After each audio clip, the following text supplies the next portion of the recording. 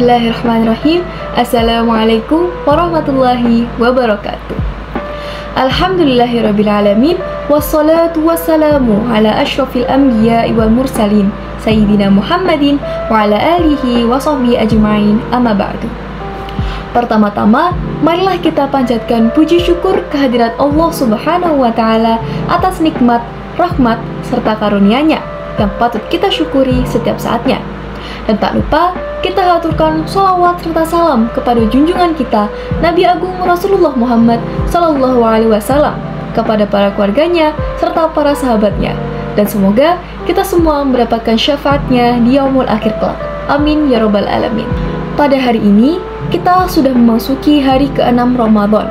Semoga Allah Subhanahu wa Ta'ala senantiasa memberikan kita kesehatan serta istiqomah dalam menjalani setiap amal ibadah kita, maupun yang wajib atau yang sunnah. Dan pada kesempatan kali ini, saya, Gaisa Nur Azizah dari kelas 9C akan menyampaikan sebuah kultum, yaitu cara mengkhatamkan Al-Quran selama bulan puasa Ramadan.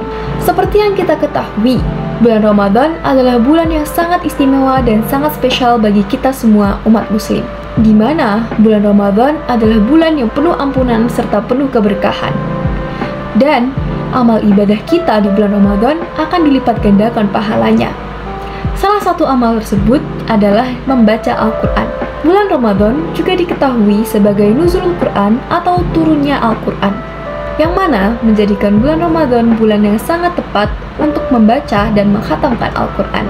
Membaca Al-Quran di bulan Ramadan menjadi sangat spesial, karena tak hanya mengabadikan waktu turunnya Al-Quran saja, namun menjadi ladang pahala serta ladang amal kebaikan. Tentu saja, banyak dari kita yang ingin mengkhatamkan Al-Quran sebanyak-banyaknya demi mencari pahala di bulan yang suci ini. Meski begitu, Rasulullah Shallallahu Alaihi Wasallam melarang untuk mengkhatamkan Al-Quran dalam durasi yang terlalu cepat. Disebutkan dalam hadis riwayat Bukhari dari Abdullah bin Amr bin Ash, Rasulullah berkata, "Puasalah 3 hari dalam 1 bulan." Aku berkata, "Aku mampu untuk lebih banyak daripada itu, wahai Rasulullah."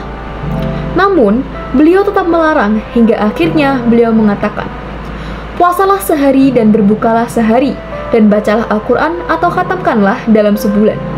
Aku berkata, "Aku mampu lebih dari itu, wahai Rasulullah." Beliau terus melarang hingga batas 3 hari. Mengkhatamkan Al-Quran kurang dari 3 hari ditakutkan pembacanya tidak bisa memahami dan menghayati kandungan dari Al-Quran, ujarnya. Lalu, bagaimana caranya agar kita dapat mengkhatamkan Al-Quran selama bulan puasa Ramadan ini? Ada beberapa cara yang mungkin dapat membantu dalam mencapai target khatam kita. Yang pertama adalah memiliki dan membangun niat kita dalam membaca ataupun mengkhatamkan Al-Quran. Kita harus terus membangun niat kita dalam membaca Al-Quran, karena kita semua pasti tahu bahwa niat dapat berubah-ubah tiap waktunya. Kita juga harus meluruskan niat kita dalam membaca dan mengkhatamkan Al-Quran hanya karena ridha Allah semata, dengan ikhlas dan tulus, agar keberkahan dan kemuliaan di bulan Ramadan dapat selalu menyelimuti kita. Yang kedua adalah dengan memiliki target khatam yang diseimbangi dengan kemampuan dalam membaca Al-Quran. Kita juga harus memahami kemampuan kita dalam membaca Al-Quran.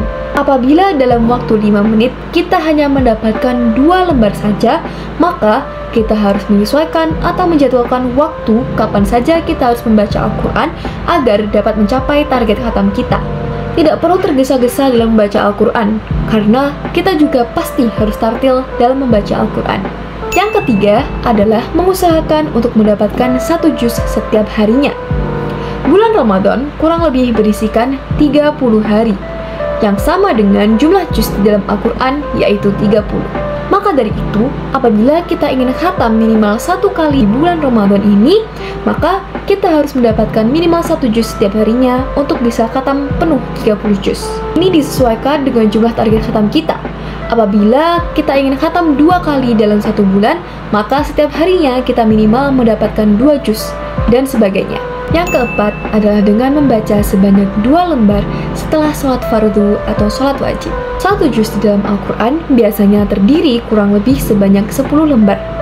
Jadi apabila kita membaca sebanyak 2 lembar setiap selesai sholat fardu, maka kita sudah dapat 1 juz setiap harinya. Yang kelima adalah dengan memperhitungkan masa menstruasi bagi para perempuan. diharapkan bagi para perempuan untuk memperhitungkan masa menstruasinya dengan target khatam masing-masing. Kalian bisa menambah atau menabung beberapa juz sebelum masa menstruasi kalian tiba atau setelahnya agar dapat mencapai target khatam masing-masing.